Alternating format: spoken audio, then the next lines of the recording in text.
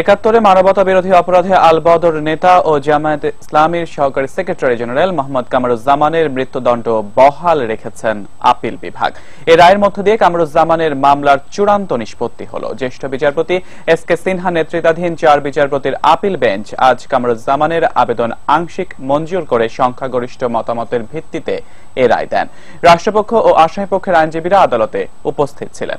মুক্তিযুদ্ধের সময় শেরপুরের সোহাগপুর বিধবা পল্লীতে গণহত্যার দায়ে কামরুজ্জামানকে মৃত্যুদণ্ড দিয়েছিল ট্রাইব্যুনাল। সংখ্যাগরিষ্ঠ মতামতের ভিত্তিতে আপিল বিভাগ শুধু এ অভিযোগেই মৃত্যুদণ্ড বহাল রেখেছেন। তবে গোলাম মোস্তফাকে হত্যার দায়ে মৃত্যুদণ্ডের সাজা কমিয়ে যাবজ্জীবন কারাদণ্ড দিয়েছেন। এছাড়া দারা সহ 6 জনকে হত্যায় যাবজ্জীবন কারাদণ্ড এবং অধ্যক্ষ আব্দুল হান্নানকে নির্যাতনের অভিযোগে 10 বছরের কারাদণ্ড বহাল রাখা হয়েছে।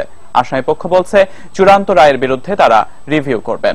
আর অ্যাটর্নি জেনারেল মাহবুবে আলম জানিয়েছেন রিভিউর সুযোগ নেই। তাকে ট্রাইব্যুনাল যে মৃত্যুদণ্ড প্রদান করেছেন তার অপরাধের ব্যাপারে সব কজন জজ ঐক্যমতে পৌঁছেছেন, কিন্তু তাকে শাস্তি প্রদানের ব্যাপারে সংখ্যাগরিষ্ঠ সংখ্যক বিচারপতি মৃত্যুদণ্ডের পক্ষে রায় প্রদান করেছেন। এই রায়ের বিরুদ্ধে রিভিউর কোন সুযোগ আছে বলে আমি মনে করি না। তার কারণ কাদের মোল্লার রায়ের পরও কাদের মোল্লার পক্ষ থেকে একটি রিভিউ পিটিশন দায়ের করা হয়েছিল, কিন্তু আমাদের দেশের সর্বোচ্চ আদালত আপিল বিভাগ সেই রিভিউ পিটিশন খারিজ করে দিয়েছে। রাষ্ট্রপতি প্রাণভিক্ষার আবেদন নাকচ করলে জামায়াত নেতা কামরুজ্জামানের ফাঁসির রায় 21 থেকে 28 দিনের মধ্যে কার্যকর হবে। চূড়ান্ত রায় কামরুজ্জামানের মৃত্যুদণ্ড বহাল থাকার পর আইনমন্ত্রী আনিসুল হক তার বাসভবনে সংবাদ সম্মেলন করে বলেন, আপিল বিভাগের সিদ্ধান্ত রিভিউ আবেদন করার সুযোগ নেই। এ প্রসঙ্গে তিনি কাদের মোল্লার রিভিউ আবেদন নাকচ হওয়ার উদাহরণ দেন। কামরুজ্জামান পরবর্তী 7 দিনের মধ্যে রাষ্ট্রপতির কাছে প্রাণভিক্ষার আবেদন করতে পারবেন বলে মন্ত্রী জানান। কামরুজ্জামান বাংলাদেশের মহামান্য রাষ্ট্রপতির কাছে ক্ষমা চাইতে পারেন এবং ক্ষমা চাওয়ার প্রক্রিয়া শেষ হলে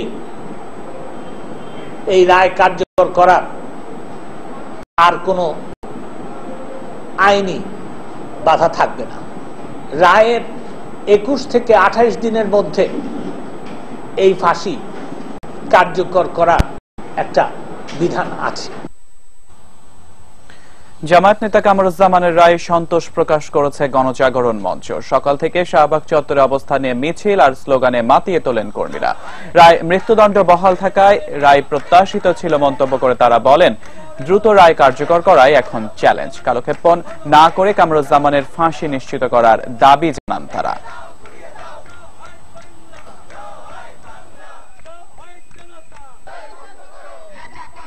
খুব প্রত্যাশিতই ছিল যে এই রায়টি অ্যাপিলেট ডিভিশনেও বহাল থাকবে। এই রায় কার্যকরের ক্ষেত্রে আর কিন্তু কোনো বাধা রইল না।